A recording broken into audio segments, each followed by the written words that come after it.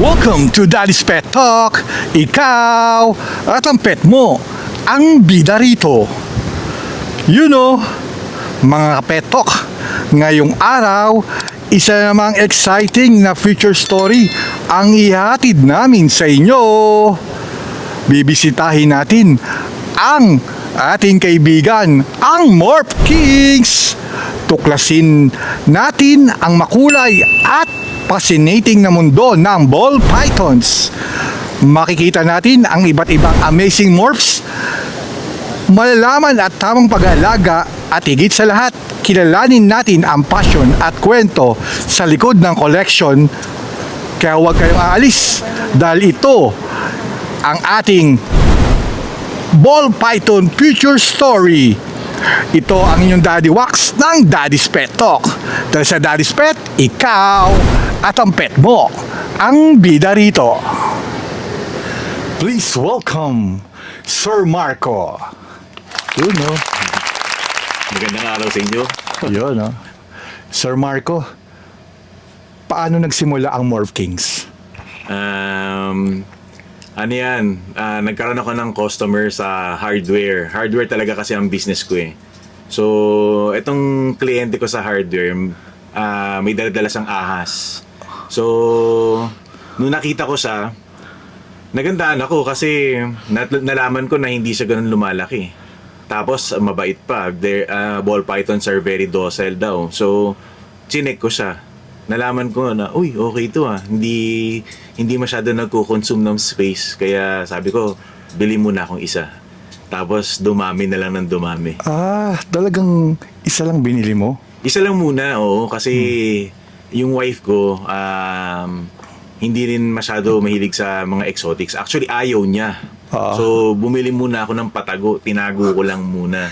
Hanggang sa unti-unti kong nilabas na lang para at least makita rin niya na kung bakit ko talaga gusto mag-alaga ng ahas.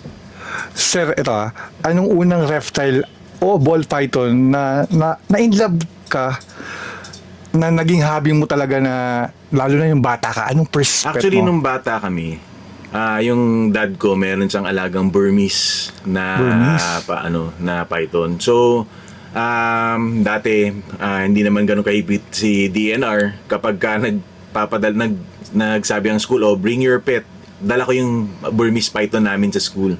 So, bata pa ka nun, elementary pa.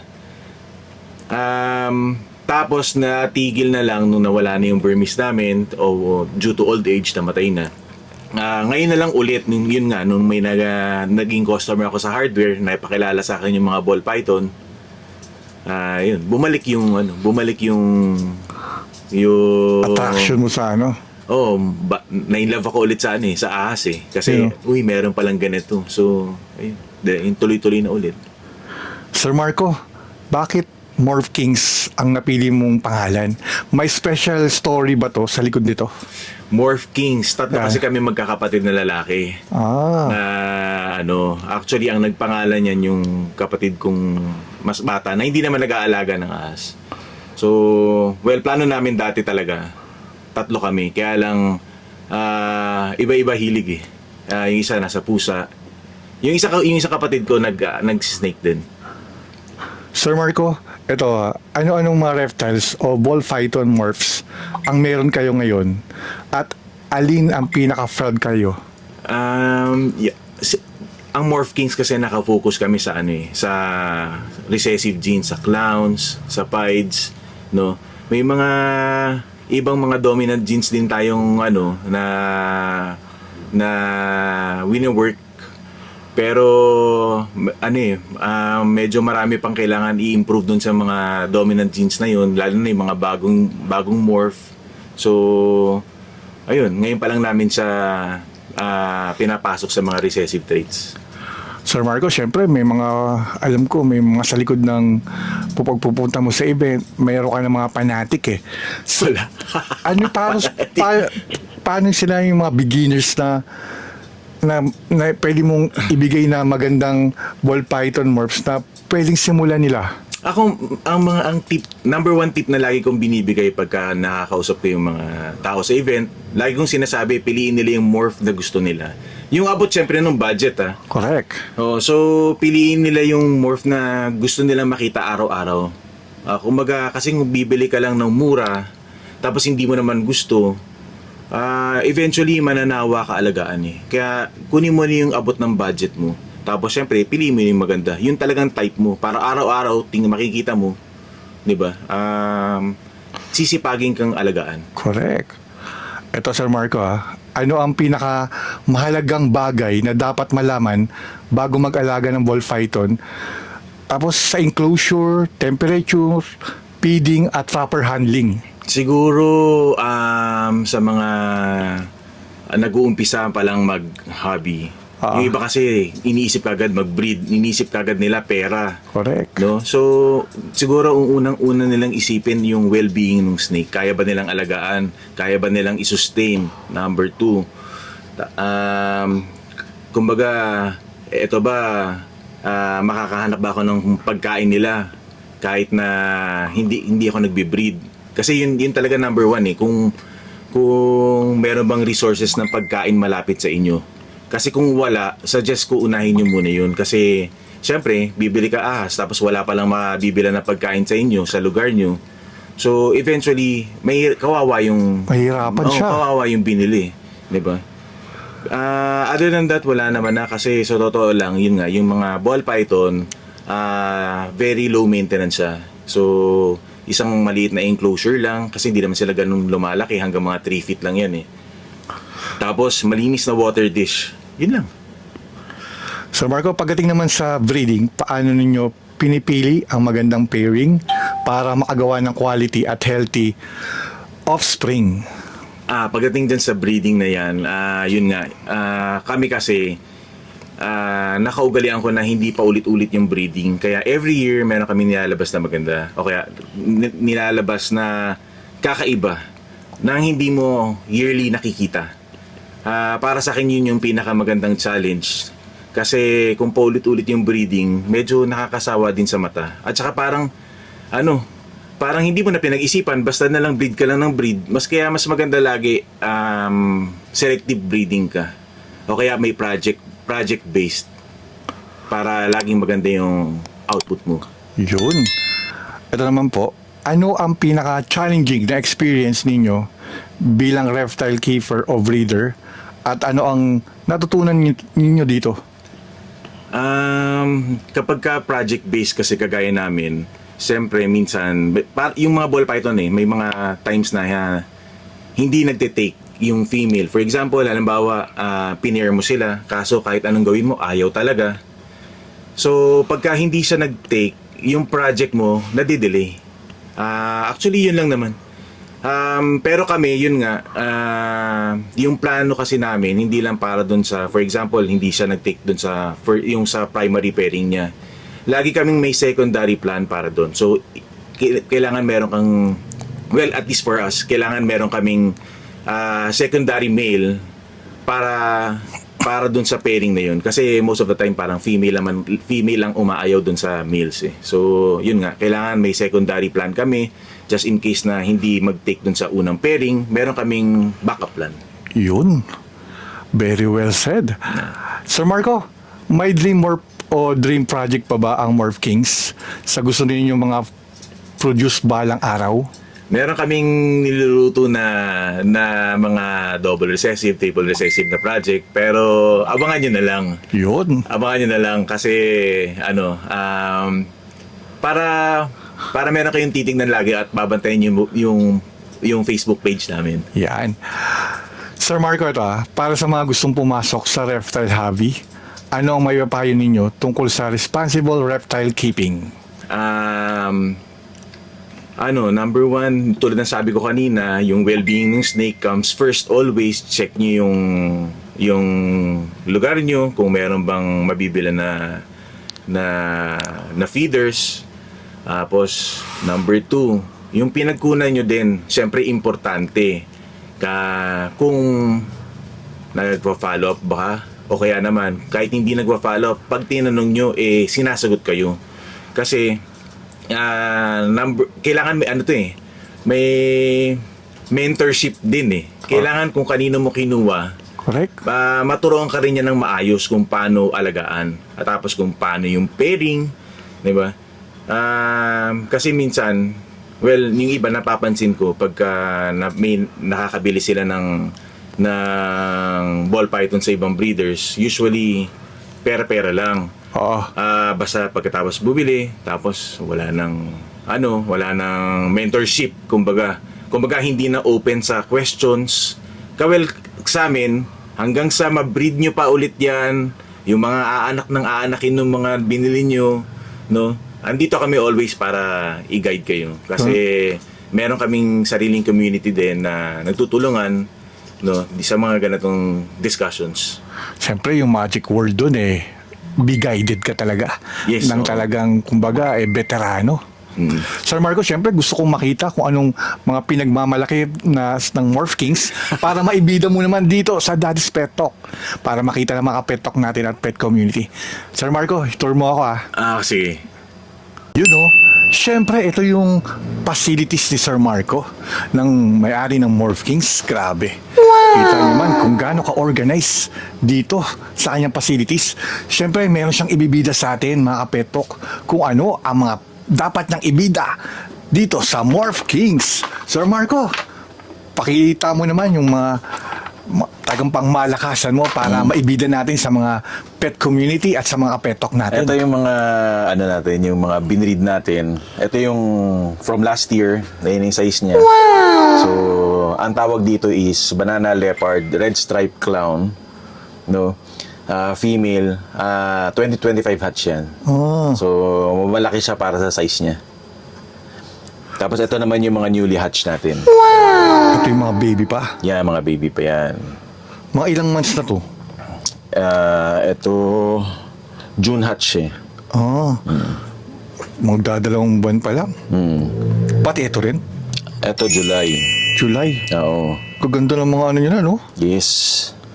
Hurricane, spot nose, yellow belly clown. Ito naman yung pied, yung orange dream namin. Yan.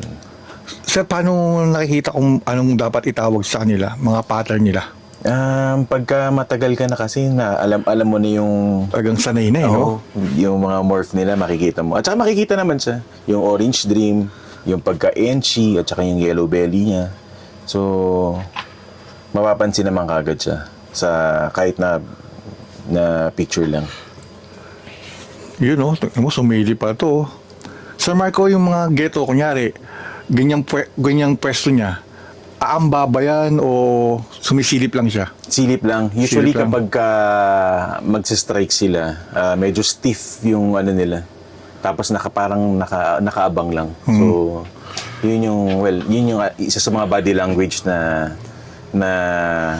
nakikita ko sa kanila kapag aatake sila. Alam mo, Sir Marco, nung una talaga nung nakilala kita nung Morph Kings, tapos nung inano kita sa International Pet Summit na na-interview kita, ikaw yung nagpataas sa akin talaga ng views. Siyempre, sinare mo kasi yung yung YouTube channel natin. Talagang grabe yung views Hindi, niya. nakita ko naman din yung ano mo yung advocacy mo So, nakakatuwa din kasi kumbaga ikaw lang naman yung ganito na talagang invested din sa pag-aalaga ng mga hayop, di ba? So, nakakatawa na, kaya syempre, in-entertain din kita. And ganun ka rin naman sa akin. So, Hindi kasi magaling ka rin naman talaga sa ginagawa mo. Talagang saludo talaga ako sa'yo. Siyempre, yung mga, ano mo talaga, yung kilalang Morph Kings mo, talagang dinadayo ka talaga. Pag nalaman na doon ka sa event, pinupuntahan ka eh. Kasi yung quality na binibigay mo sa kanila. hindi, siguro dahil din sa support ng mga mentors ko din, number one. Just number two, syempre, hindi, mali. Yung number one, yung wife ko, syempre, yung pag-support niya sa akin, yung pag-event ko, lahat yun. Siyang nag-design nun. Lahat ng dala ko, mula sa acrylic hanggang sa display.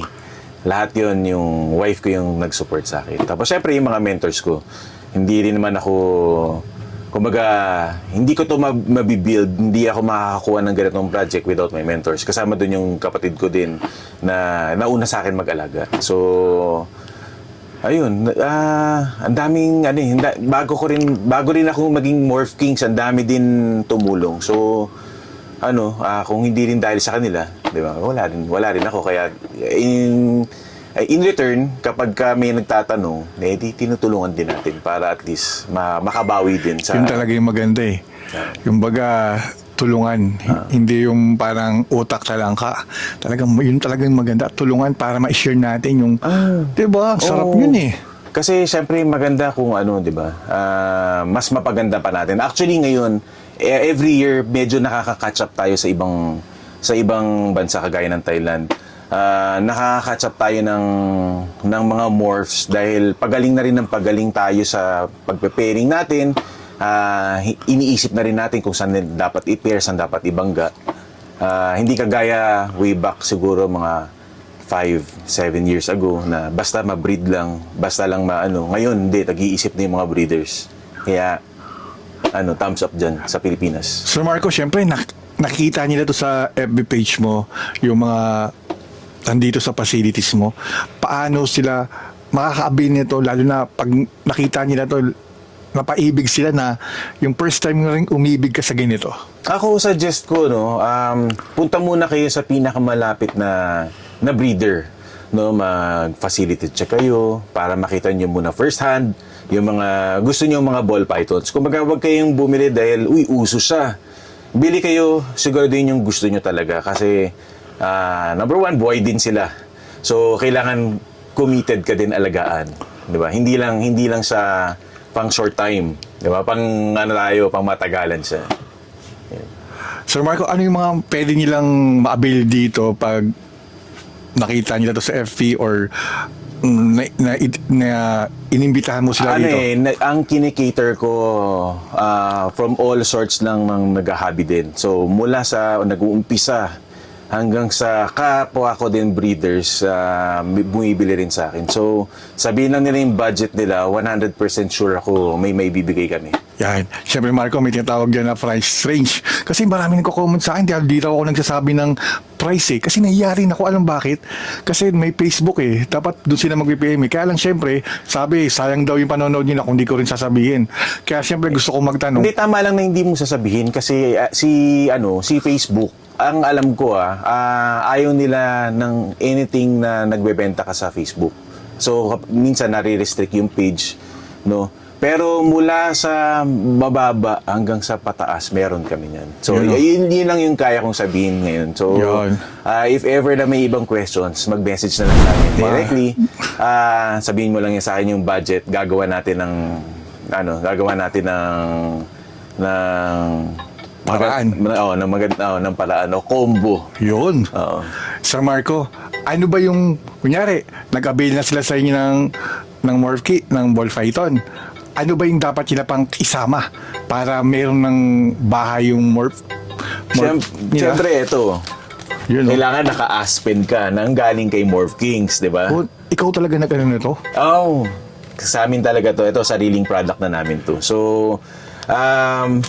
mas magandang gamitin ito, lalo na kung mga alaga mo medyo pang high-end. Kahit hindi pang high-end, feeling Morph Kings na rin yan. Kahit na hindi mo sa amin binili, parang naka-Morph Kings na ball python ka rin pagka naka-bedding ka na ganito. Alam mo, Sir Marco, ikaw pala gumawa nito. Alam mo, minsan, napapaisip lagi ako kasi nag-i-interview na ako. Parang sabi ko, pag dumating yung panahon, yung parang lahat ng na nahihirapan bumili dahil medyo malalayo, yung parang gusto ko magkaroon ulit ako ng isa pang shop na kando na lahat ng mga kailangan, ng mga... Hindi, pagka nakapagtayo ka, sabihan mo ako, display tayo dun. Kasi nandito na rin tayo ba? Parang gusto ko rin ma-please lahat, na parang hindi na sila kung saan pupunta at naghahanap, na meron tayong shop na, di ba, 24 hours na bukas, siyempre, di ba? Sir Marco, eto po, bali po yung pagdating sa mga, di ba, mga mentor, kasi may mentor ka rin Oo, hanggang ngayon naman, syempre, tatanong-tanong pa rin tayo. Doon naman talaga dapat kailangan marunong din tayo magtanong. Kasi pag di tayo nagtatanong, minsan, nagkakabali tayo.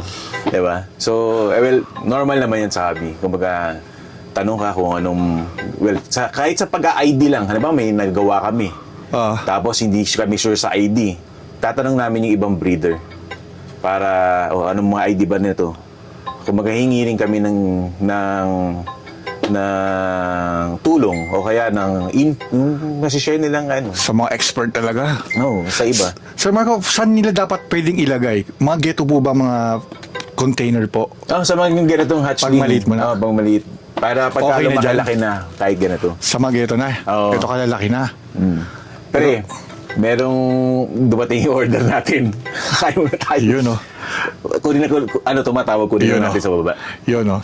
Ipapakain tayo ni Sir Marco. Mamaya, meron pa tayong pastok. Oo. Ayan, nakilala na natin ang serious side ni Sir Marco ng Morph Kings. Pero ngayon, tignan natin kung gaano sila kabilis sumagot. Sir Marco, ready na ba kayo sa Daddy's Pet Talk? Pastok? Yun! Ready na. Sir Marco, ball python or boa? Ball python. Hatching or adult? Hatchling. Dark morph or bright morph? Dark morph. Yun. Male or female ball python? Male. Kiefer or breeder? Siyempre breeder. Breeder. Feeding day or hatchling day? Hatchling day. Dream morph or dream snake? Medyo mahirap to. Nahirapan Sir Marco dun, Dream snake. Dream snake. Pinakamagandang morph para sa'yo? Ultra males. One word para ilarawan ang Morph Kings. King. King talaga. Yun talaga. Bakit dapat subukan ng mga ka-pet talk at pet community ang reptile hobby? Sa pets very common yung mag-dogs and dogs and cats, diba? Mag-snake sa mag-reptiles ka naman, diba? Para maiba. At saka very low maintenance sila. Yun. Siyempre, Sir Marco, ako nagpapasalamat na pinaunlak mo tong interview na to, sir. Thank you. Thank you din Diba? sa'yo. Thank you. Siyempre, mas nakilala ka ng mga kapetok natin, mga pet community, mga reptile lovers, siyempre, Sir Marco. Bali po, meron ba kayong mga message sa mga pet community natin, sa mga reptile lovers, mga snake lovers? Sa una, number one, to Daddy Pet Talk, thank you sa pag-interview at pagbisita sa amin, no? Ulit ka ulit, punta ka ulit anytime. Siyempre. Tapos yung sa mga followers namin ng Morph Kings Reptile Farm,